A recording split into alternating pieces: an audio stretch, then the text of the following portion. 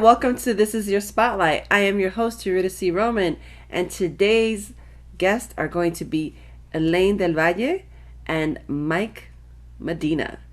One has an illustrious career thus far as casting director, producer, and actress. And Mike Miguel Medina does his own shorts. He's a content provider on YouTube, and he's won so many awards at film festivals. And we're going to talk to them and find out about what they're going to do next and what exciting work they already done. Thank you so much for joining me, and I'll see you at the end of the show. I just graduated law school. What, do you want a ribbon? Princess Cut is a movie about two women from opposite sides of the economic spectrum. Your sign says 24 hours.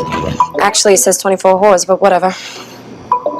They find common ground, and then when one of them is caught in the lie, relationships unravel into a bloody mess. You're trying to rob me? What the fuck did you lie to me about your phone? The story takes place in the Hamptons, a rich and wealthy playground between Memorial Day and Labor Day. After that, it becomes a mainly blue and gray collar town. Teresa works at an all-night laundromat, and she's engaged with, like, her guy. I don't know how you're ever going to pay off our engagement ring if you just blew all your landscaping money at the used car lot. I told you we had to invest in a four-door if I'm going to drive for Uber. I need to borrow your phone. We meet Elodie at a time in her life where she has all these pressures from her family. She took the bar exam, and she's on the verge of a nervous breakdown because of the results. The shot when Elodie comes in with that money is so important that that money is right up front, because that's what it's all about. And for Jimmy as well, the possibility of making money in that poker game wasn't about culture and color. It really was about the color of money. Even higher, because she's got the blood on the top. This story really showed the contrast and how some people can wreak havoc on the other person's lives. Just think about it, okay? You, me, nobody would leave me over you.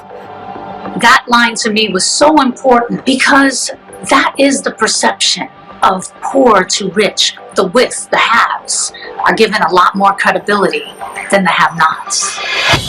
Hi, welcome to This Is Your Spotlight. I am your host, Eurydice Roman. Today I am here with the multifaceted, hardworking, ever impressive Elaine Del Valle. Please, Elaine, tell everybody at This Is Your Spotlight who you are and what have you done. We did show some of your work earlier, but for those who weren't paying attention, which you should have been paying attention, here she is to tell you about it.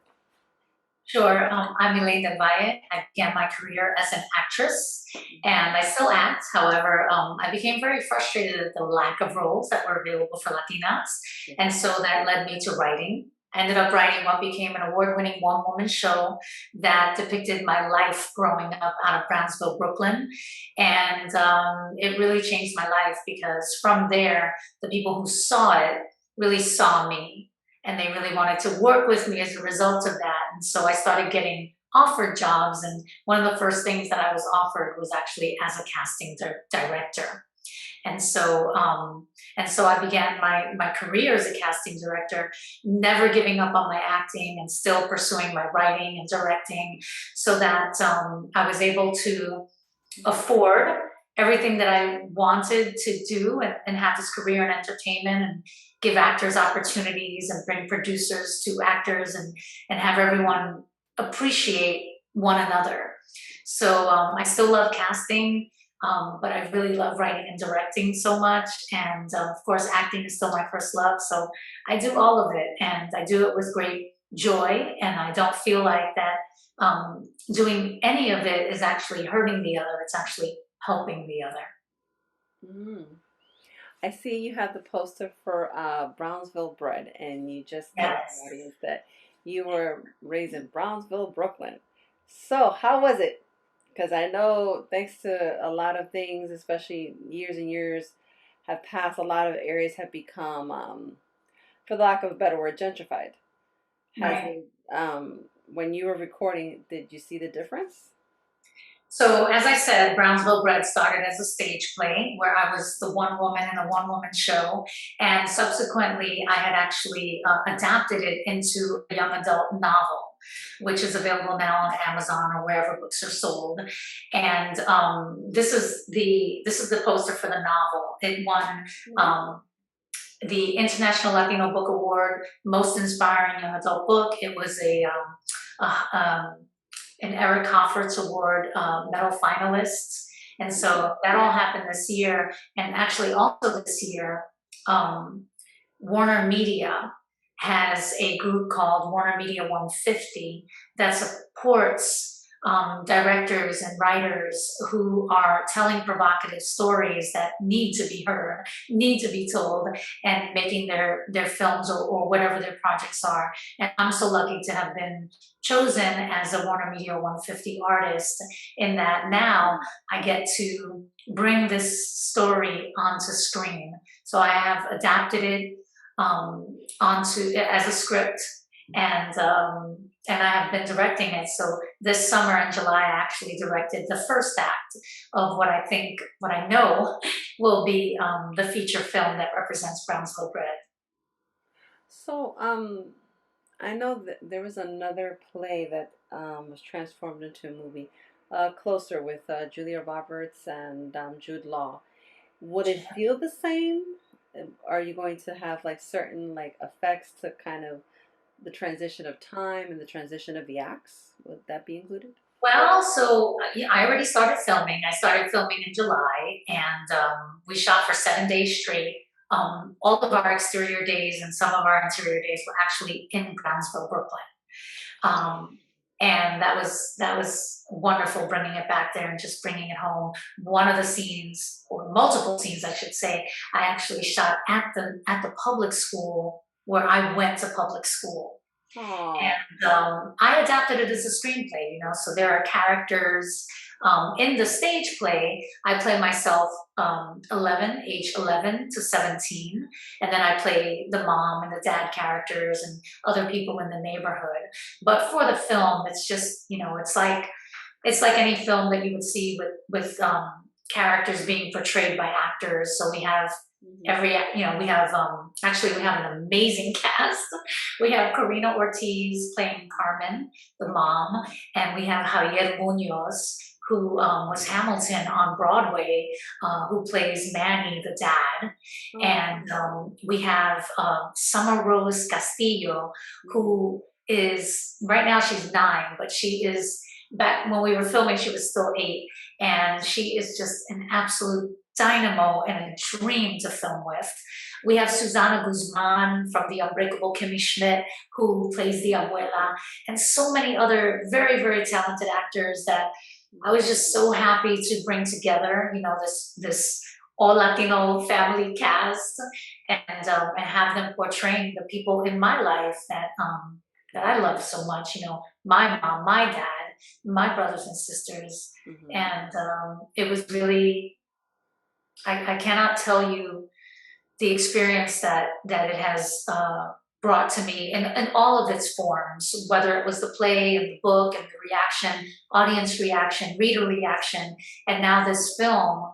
Just today, actually, this morning, because we're at the tail end of post-production, I was recording with musicians live in a studio the score, the original music score, and watching the film and put to the original music, to the original music score with musicians playing the violin and every instrument. It was just, every moment of filmmaking for me is such a joy, whether that be directing or writing or acting. I understand what a privilege it is. And having grown up in Brownsville, not really having that be a part of my, yeah, you could do that. No, that wasn't a part of my life. But when I grew up and I learned this, as soon as I knew it, I was pursuing it fervently, and I continue to do so, every day learning and every day, just trying to get to the next level so that I may be recognized as a female director and a writer in the way that will allow me to affect change in the entertainment landscape. Sincerely, it needs to just be There's so much like stereotypes that are still pervasive in the industry. There's so much, and lack of representation, which I have to say, honestly, as a director recently, I was told that I was meeting with a big network. I'll tell you. Maybe I'm not. Maybe I won't tell you. I was meeting with a big network to direct for episodic, and I was asked to watch all of these shows in preparation for the meeting, and I binged all of the shows, and I was so pleasantly surprised at the amount of people of color in front of the camera. Now, I don't know what's happening behind the camera there. I know as a Latina director, it's really important for me to start directing for episodic and not just my independent films. Start directing for other people. Right now, as a director, I direct for commercials. I get hired to direct for commercials, but I have not, except for my own films, been hired to direct a film or an episodic. So my question to you is, growing up, well, I'm a child. I was born in the 80s. I grew up in the 90s. Yes, I gave away my age. I know. A woman never says her age. No, we need to say our age and say proudly and hope that people are not going to hold that against us, because most women gain their stride actually over 40, especially female directors. As a matter of fact, there's a great award that I'm up for right now. I'm down to the last 12 applications of the Lynn Shelton Award. So Lynn Shelton was a female filmmaker that really hit her stride later on in life. And as a result of that, she has since passed away, I believe, from cancer. But in an homage to her, they've created the Lynn Shelton Award that actually grants female filmmakers of a certain age, that's what it's called, of a certain age, the grant funding to help them in pursuit of their first feature film, which is what Brownsville Bread is for me. Prior to this, I've only, not only, but I have directed many short films and web series, commercials, but I've yet to direct my first feature film. Sure. So my question is, growing up, what were the things that you were told that, hey, you can do this or you can do that? Like, for example, for me, of course, for some reason, I don't know why, but they say, oh, you should go into the medical field. I'm like, I don't like the sight of a Band-Aid and blood. What makes you think I'm going to but I deal with people? So what were like the standards or something that you grew up hearing? Well, look, in Brownsville, Brooklyn, look up in Wikipedia. Part of my show in the beginning of the show is actually Wikipedia's definition of Brownsville, Brooklyn, and the population and what's expected of people and whether or not they finish high school even, never mind college. So in Brownsville, I have to say, my bar was set pretty low in life, because it was either you're going to be a civil servant and have a job that the city will pay you for forever, or you're going to be on welfare, or you're going to be involved with selling drugs or something like that. But that was what was around me, period. So you're either a drug dealer, a drug addict, a welfare person with many children who doesn't work, or we were surrounded by civil servants, cops, people who worked at grocery stores, mailmen, or mailwomen, I should say, mail persons, teachers. So it was never like, you could do this. This is available to you. Here is a program that will set you on that path. It was never any of that. But I know that there are programs that exist in places like that now, including Brownsville, because I recently went and taught a class in film directing at a film directing program in Brownsville, and I get back to the neighborhood as much as I can in order to give back and to hopefully give inspiration to those people who live there and may feel what I felt, that the opportunities were not as vast for me as they are for other people who are from families that don't deal in generational poverty, which is what I came out of. It was just generation after generation after generation of poverty. Mm. And that's a very real concept nowadays, especially about generational curses, trying to break generational cycles and things like that. And I Yes. think And generational trauma. So a lot of my work is actually surrounding that. Any film that you see of mine has something to do with intergenerational trauma or generational poverty. Those are the things that I know best, and so that's what I end up writing about. true. Um, you find I find it absolutely amazing that you find joy in everything that you've done thus far. Has there ever been something that occasionally you fall into and you're just like it's a struggle to kind of like keep going forward and to keep doing it? Because like for me, it's editing. Sometimes editing is a little frustrating. Like I have to eliminate that sound, or I have to like cut that person there, or make sure the lighting is right and fix. Do you ever come across something like that potentially? I mean, I edit as well, so I hear what you're saying, but for me, like even this my last film, Brownsville Bread. So Princess Cut, first I edited the whole thing, and then I gave it to the editor, who made some tweaks and really did improve the film. So this time with Brownsville Bread, I gave him the whole, the whole enchilada, and then I ended up, having to do all the work anyway because I wanted to see every single scene, every possibility, look for every single performance that I wanted. So, that's not the answer to your question. You're asking me Oh, you're if I fine. ever get down for anything. I think that's the base. I think that's what you're trying to get at. And yes, I get down when I try really hard for something and then I don't get it. So what I mean by that is um, I try out for all of these female forward or Latino or people of color opportunities that can open the doors for me to something like episodic directing. So I'll be very specific. Recently, and I can go on and on about the many, many times that I have not gotten it. So but I choose not to focus on it. But very No, it's recently, true. there's a program from Stars, the network Stars, and it's called Women Take the Lead.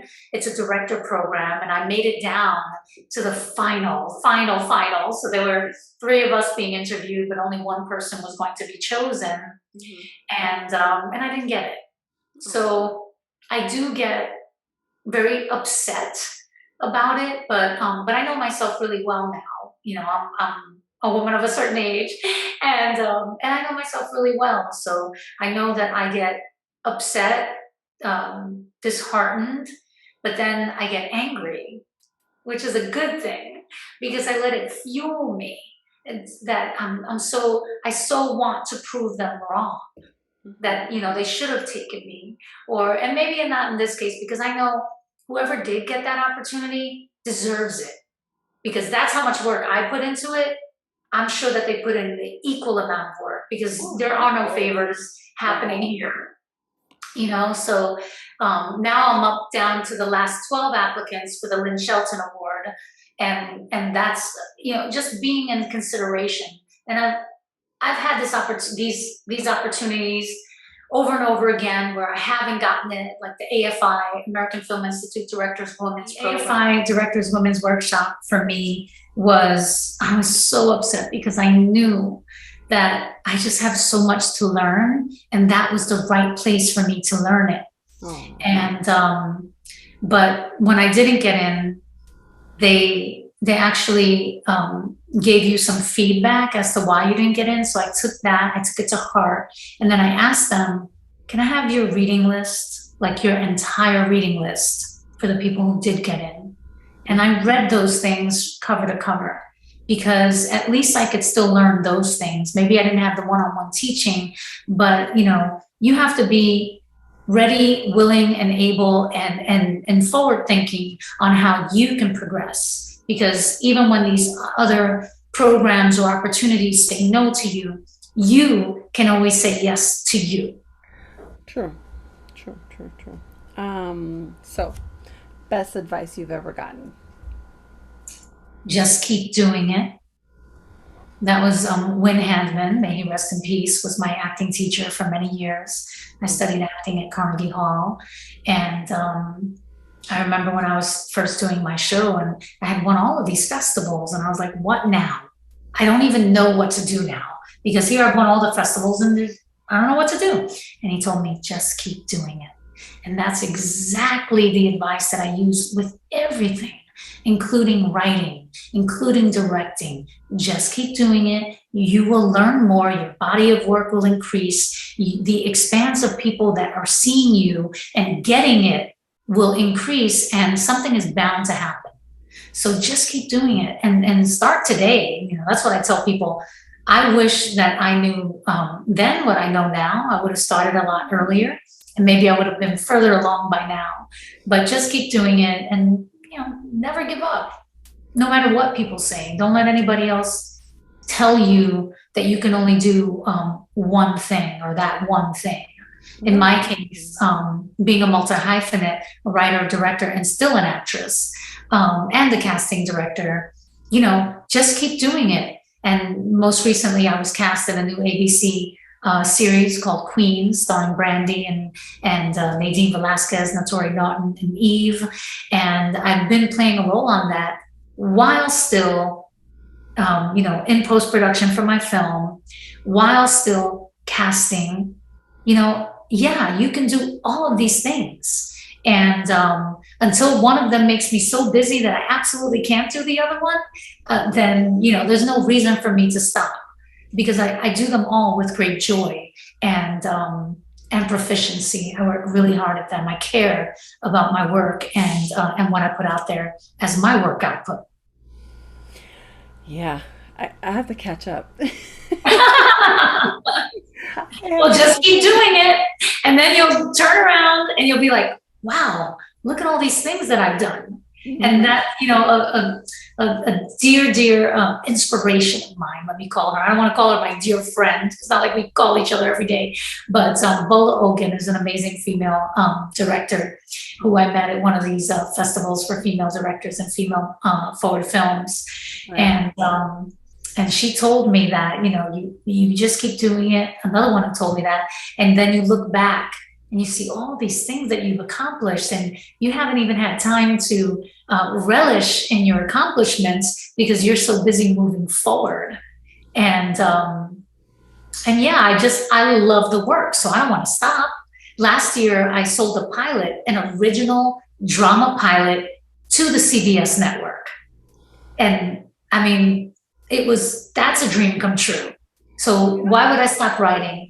Why would I stop casting? Well, if success is transferable, just keep doing it, do it well, and do what you love. If you don't love it, don't do it. And if you don't, you have to be very careful about what you say yes to. Yes. So these days, I don't say yes to everything. Exactly. I say, can we do it in next month? Reach out to me next month when I'm done with this. Or I'm sorry, I can't do that. Or I've stopped doing that because I'm focused on this work. So yeah, that's something that I've learned over the years, is be careful how you say yes, because once you say yes, usually you want to make sure that you can finish it. That means a lot to me. And so I don't say yes to something that I don't think that I can handle or finish. This is very true. I recently had that happen to me. Somebody goes to me, it wasn't even like sincere the way they were trying to approach me about an opportunity, as they called it. And they were like, oh, nice contact. You look like an upstanding citizen. I was like, okay. I was like, yeah, no. And then I just told the person, I'm way too busy. I have things to do. I don't want to take on anybody else's work. But thanks so much, and good luck in your search. That's another, what you're saying is such a great point, because that's something that you have to think about as an artist as well, or a director or producer, putting these things together. You are asking people to stop doing their work in order to do your work. And so you have to, I respect people and everything that they're doing so much, because I know how hard those things are. And I think that when people don't respect your time, then that's not the right collaboration that you should be a part Oh, of. exactly. So, well, last thing, the last part. Um, okay, you did okay. Princess Cut is already on HBO Max. Yes, Princess Cut on HBO Max. Yes, on HBO Max. Shameless plug. Yay! Well, we will show, we'll show the trailer for it before this. Great. Please do. I love the film. It was actually a film by, it was written, it was a stage play that was written by a female writer named Demetra Karaman. And I saw the play at the Hollywood Fringe Festival, and I said, please let me make this as a film. And it took me 2 years, more than 2 years, to get the rights because it had already been optioned. But as soon as they were available, thank goodness, I knew that I wanted to make that film. And that was something that AFI had told me. Like, remember I said that they give you advice, what you could have done better. Well, they said to me, it seems to me, Elaine, that you may only want to do the films that you want to do and not just direct. And I said, well, thank you for that information. I came to you with the project because, you have to believe in the project in order to accomplish it. But if that's what I'm giving off, I have to fix that. And I did fix that because I addressed it directly when I found Princess Cut. And I knew that this was a story that I wanted to tell, that I could believe in, that I could put as much energy into as I could any of my other projects or any of my own projects. And make it happen. And I'm so proud of the work. So please watch Princess Cut on HBO and HBO Max and like it and share it and all that stuff. And I'm very proud of it. So how long is the film in entirety? Yeah, the film is only 20 minutes. So 21 minutes, I think it is, with credits. Okay. So, well, filmmaking is an expensive thing. And, but I made a promise to myself when I first started directing films that I would direct at least one film per year in order to grow my brand and also learn from each and every aspect of the filmmaking every time I took it on. And I have done that ever since. And Princess Cut was last year, and this year is Brownsville Bread. Ooh, so for next year, what are you cooking up? What's the next? Well, this year for Brownsville Bread, as I think I said, I'm a Warner Media 150 artist supported by Warner Media 150 in the making of Brownsville Bread. Also, I have been raising funds on my own through a Fractured Atlas campaign that I have. So that and Warner Media helped me to finish the first act. But moving forward, I'm moving into the next acts. So Brownsville Bread is a coming of age story, like I said, based on my true coming of age out of Brownsville, Brooklyn. And as such, we get a chance to see the main character at different stages in her life.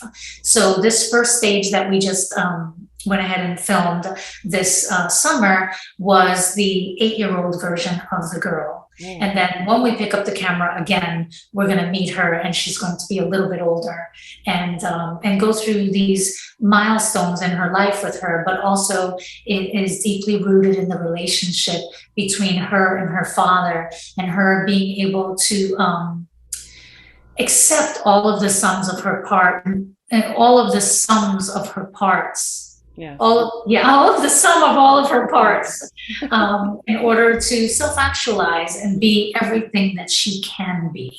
Right. So you're trying to make it 90, or you're going for 2 hours? Because the stage play itself was how long? The stage play was 90 minutes. Okay. So right. Yeah, but it's looking like it's going to be a 95-minute film. Okay. And this first act was 21 minutes. Okay. And so we're just going to keep moving forward and keep raising money in order to make this film a reality as a full-length feature. But in the meantime, this portion, the 21 minutes that I do have filmed, I'm going to be putting on the festival circuit in the pilot category. because the festival circuit has an amazing new pilot category. And I also see that Brownsville Bread can be a series. Of course, I, as a director, want to make the feature film, and that's going to happen regardless of anyone else helping to happen. True. Whereas in a series, I would really need a strong network behind me to finance that and in the long term.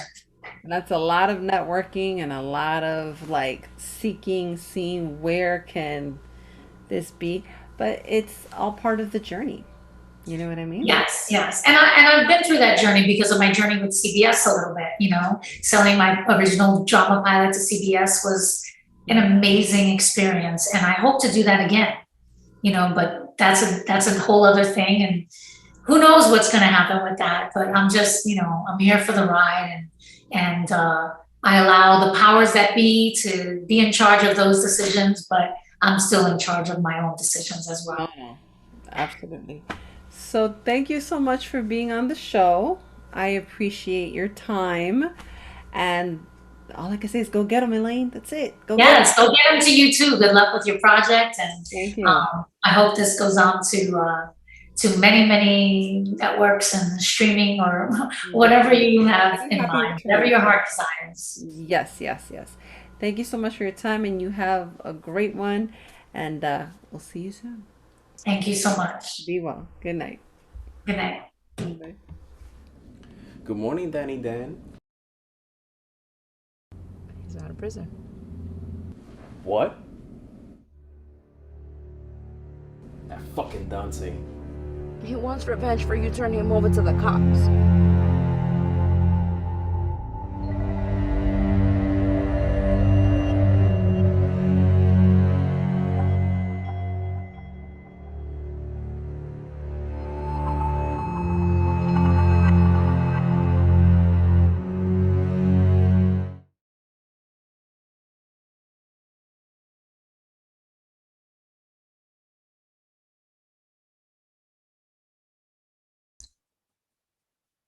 Hi, welcome to the show. This is your spotlight. I am your host, Eurydice Roman. Today I am here with the dynamic, the enterprising Miguel Mike Medina.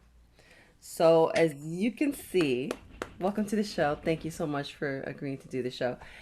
Every time I see this industrious young man, he's always look at the awards behind him. Like, can I start with the awards? You have so many behind you. He's like, no, don't start with my awards. So currently you have room 526 that's dropping on YouTube. You're having a premiere about it. Was it is it a horror film? And you usually what I've noticed, you usually specialize in short film formats. So how was it doing that movie? Room 526 is a suspense / thriller film. Mm-hmm. And we shot this last year during the late summer, early fall of 2020. Wow. So this was before the whole vaccine situation and stuff like that. But it was the first project that I did with cast and crew during the pandemic. Wow. Because during the pandemic, it was just me by myself at home doing shorts. So, but this time with other people, I decided to keep the crew minimum. So it was 4 of us overall. And we made it work. We all stayed healthy. We all took precautions. And we did this all in 2 days. No, 3 days. Yeah. That's a productive weekend. Yeah. That's a productive weekend. Yeah, we did one in Times Square, but not outside. It was more like indoors. It was indoors. Okay. And then the other part, we had to go to Yonkers to film that one. Yeah, but we got it done. And the amazing results. We got into a couple of film festivals. And now it's off to the races to YouTube now. This is true. So you went from thriller suspense, and then now you have the MMM project.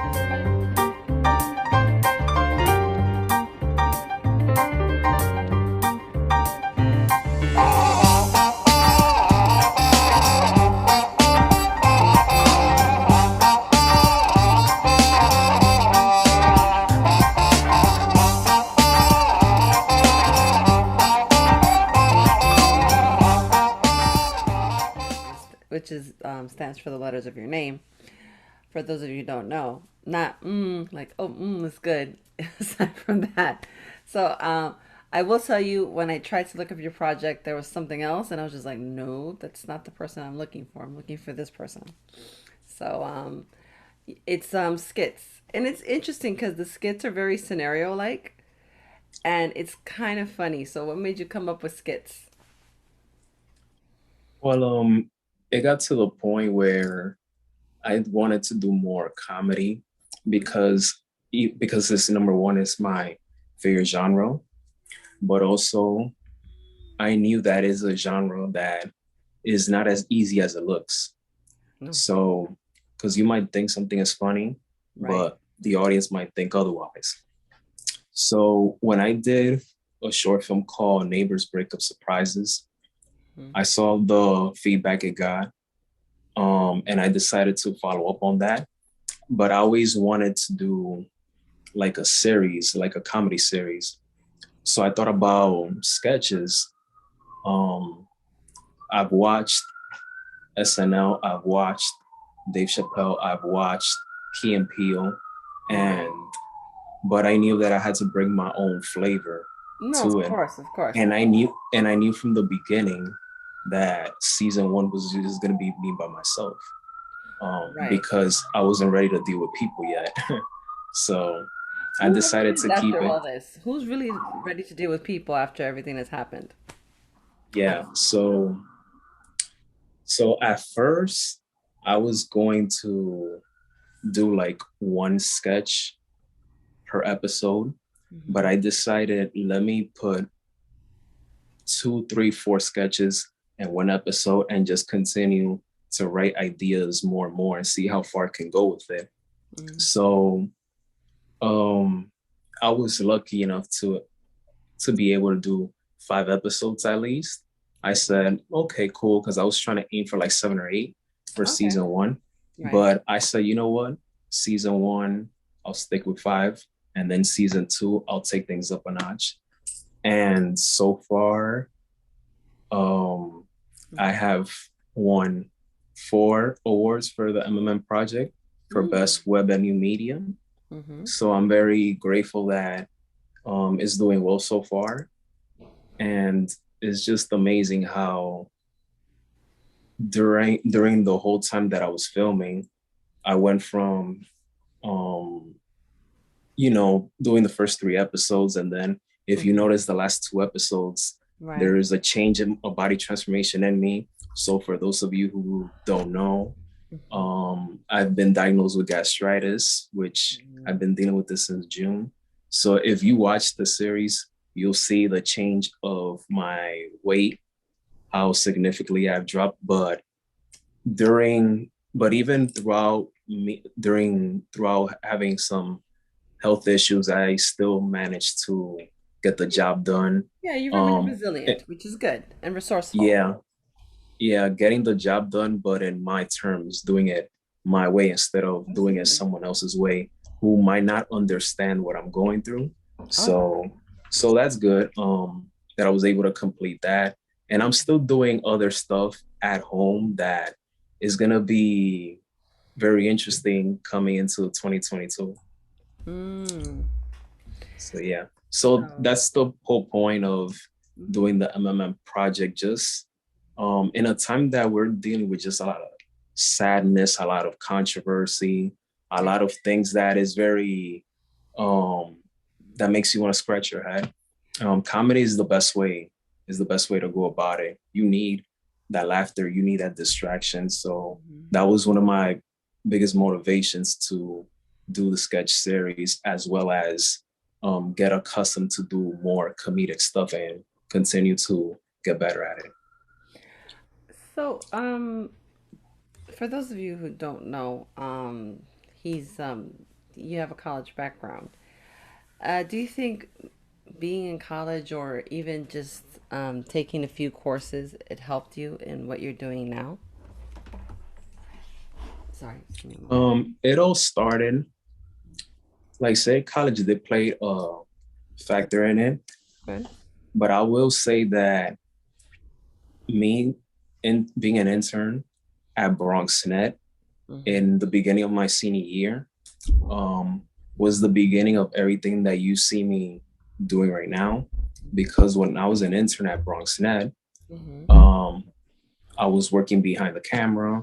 I was the technical director, audio. I had the chance to have my hands on all of those things behind the camera. Wow. So, and then after that, then the semester after that, which was the beginning of 2014, that's where my acting career took off because I decided to take an acting course. And then from there, 2 months into the semester, one of my classmates made an announcement saying that there's a one-act play festival auditions going on. So right, if you want to go, I remember those at City College, especially with the theater department.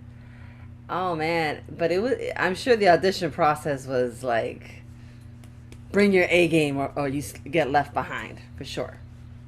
Yeah. It was it was very nerve-wracking, but I did it, and the same partner that I had, he was so cool about it. And we had an interesting cold reading because it was about two guys, talking about girls and things like that. So it was cool. It was it was comedy too. And next thing you know, like I think it was the following day or 2 days after that, like at 8 in the morning, I was awakened with a phone call, and it was from someone from the CCNY department who later on I ended up working with on several projects. He just called me to say there's callbacks at the theater department, come through. I did a monologue and 3 cold readings, and then from there I got cast for 2 plays by the time I graduated. Wow. And after that, I remember a theater major actor, he came up to me and said, "Are you gonna audition for this play next semester?" I'm like, I'm graduating by the end of this semester. So, but I told him that I'm gonna continue doing this, and 7 years later, here we are. That's interesting. My whole foray is I did theater directing, and I took acting classes at BMCC. And yeah, people say, "Oh, I'm sure you must have gotten, oh, you're really funny, or you're really you're really animated when you speak, or you're really engaging," and all these positive adjectives. Did anybody when you were doing the theater come up to you and say that? When I did a play called Poison, which was one of the 2 plays I did at the One Night Play Festival, that was the one play where I felt that I had so much range, so much comedy aspect as well. I didn't know it was gonna turn out to be funny, because when you read a play, it's straight drama, straight seriousness. But I guess the delivery in certain lines made the audience laugh, and them laughing at some point, it almost made me laugh on stage. But I quickly snapped out of it, and I did what I had to do. So after the play, people came up to me praising. I felt like I was walking on the red carpet when I came out of the room, and everybody was just coming up to me. So that was cool. So all right, you said you've been at different film festivals. When was like your first taste of film festival victory? Because film festival circuit is not for everybody, in terms of it takes a lot of time and money, and also you have to make decisions about what if I submit this material? I am putting it up for the judges to, scrutinize it and things like that. And it's not easy. So, what was like your first film festival like that you submitted to, and your first, I guess, win? And then did you ever think to yourself, I think I have a niche in this. I have I have something to do. Um, I wouldn't say in terms of victory, but the first festival that really gave me that sense of motivation to continue doing this was the Dominican Film Festival. When I went in 2018 for a short film called Torn Feelings. Right. When I got selected there, to me, that was like my Tribeca. Right. At that time, it was like Dominican Film Festival. Yeah, to me, it felt like a Tribeca because to be part of a festival, that it's represented and created by my own people, and to have a short film, especially being shown at the AMC on 42nd, that to me was like, wow, it was a big deal. And just networking with everyone, meeting a whole bunch of people that I'm still in contact to this day, that I ended up working with, and some of those people I still need to work with. So that was the first time that I felt that, and I have been selected to previous festivals, but it was the Dominican Film Festival that it was like a wow. Like I felt thrilled and amazed just to be there. So even though I won the year before, just as a regular guest, but I never knew that a year later I would have a film being shown there and be part of all of this activities, networking opportunities. So that was cool. That was cool. And and it's on the way. It's soon. The Dominican Film Festival will be showing in November, but I'll be catching it virtual due to health reasons. But next year I'm definitely planning to make my comeback and submit projects over there. No, it's true. Why I thought you had like I didn't realize, but I'm gonna be honest. I met you at the Dominican Film Festival, and it was interesting because I'm the volunteer coordinator at that festival, and what was funny about it is that you were kind of like in the corner, like you looked like you were overwhelmed, like with the experience, and it was a lot of people that night, and I remember I took a picture and you in your movie like trailer or picture came up and it looks like we were taking a picture together. So I thought that was really funny. I was just like, okay. And again, film festivals are great networking. I'm glad that they're back in some capacity. I'm glad they also have the virtual option. I believe this whole thing with the coronavirus that happened helped everybody re-evolve and reassess. And I think it was easier for I like to say that people had to reinvent themselves, like como yo lo hago, and it's great that we did that. I think it's fantastic and things like that. So another question I have for you: out of all the shorts you've done thus far, which one was the hardest for you to do? Because I'm sure you have a pretty good lineup after 2018. So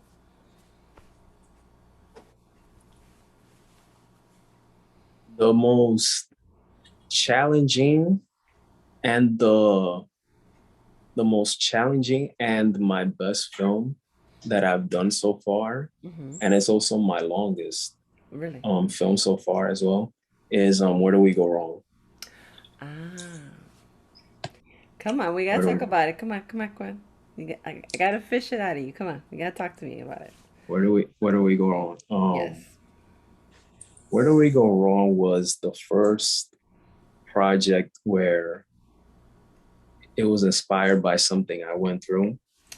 Um, yeah, but long story short, it was one of those, you're into somebody, you thought that person was into you, but then that person basically ghosted you, as they say. That person ghosted you without giving you any reason or explanation, things like that.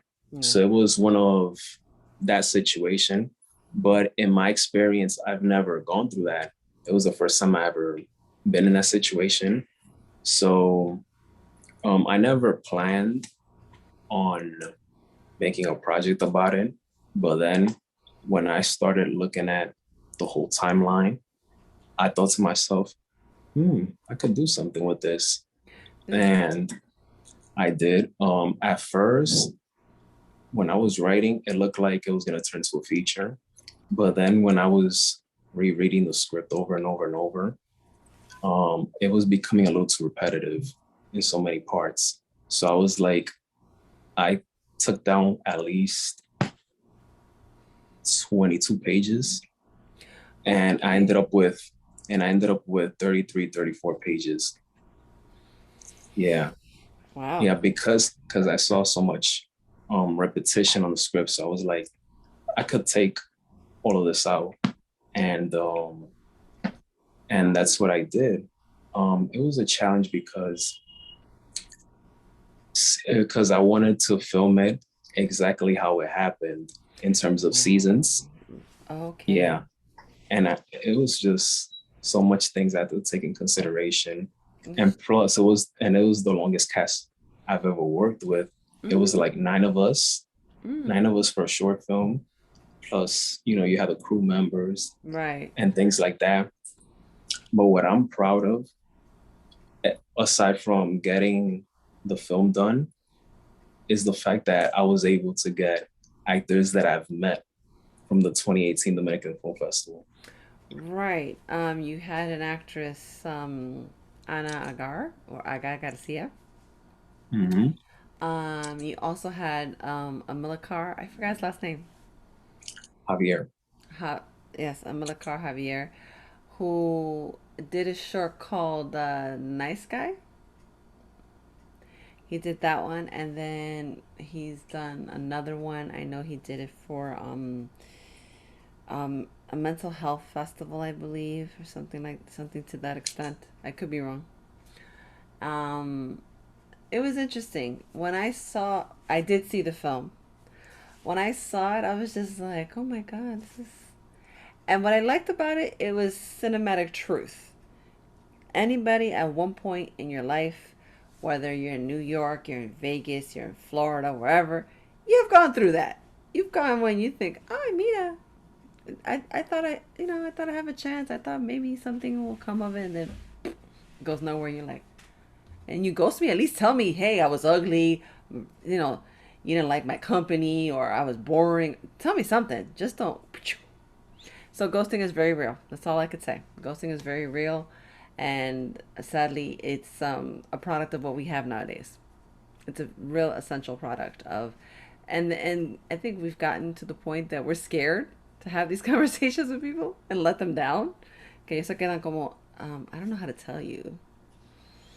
I'm like, and we have so many mediums of communication that it's just ridiculous. I'm like, you could have Zoomed me, you could have told me on Messenger, you had options. You ain't gotta just poof be gone, and I gotta look at you like, all right, so I guess that didn't work. Oh well, back to the drawing board. So thank you for that film though. That's really interesting. For those of you who have not seen his film work, you do have your YouTube channel, correct?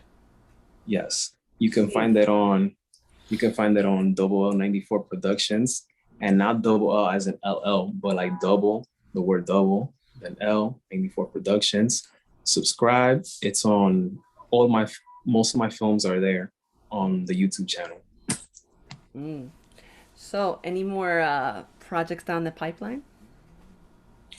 Oh yeah. There's another one which I started already, but I'm expecting it to finish next month in November. Okay, good. So that film is more for next year. Okay. I'm submitting it for next year. Yes. Well, I'm gonna stop you there. Just just say that we don't want to give it away too early, because sometimes it's good to have everything prepared in the can, finished before you could just start, launching it. I've learned that the hard way. It's hard. Yeah, I try my best not to spoil anything. So aside from that, I have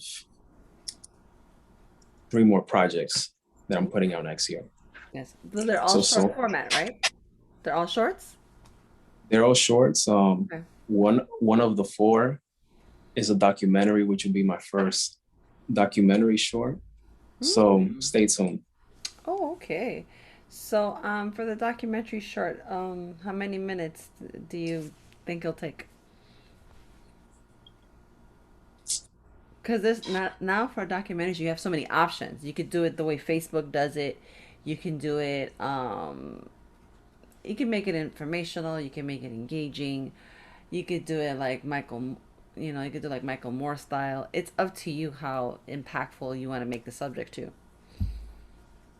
If I have to take a guess, I'll say 6 to 7 minutes. Okay. Yeah. Yeah. I wish I could tell you I could do the same, but yeah. So, Mr. Mike Medina, thank you so much for your time. Thank you for having me. And we will definitely be playing most of his clips. So thank you so much for joining me on the show today. Stay well, and we'll catch you in the next time. So hopefully we'll see you again. You take care, and you have a good day. Hold on. Likewise.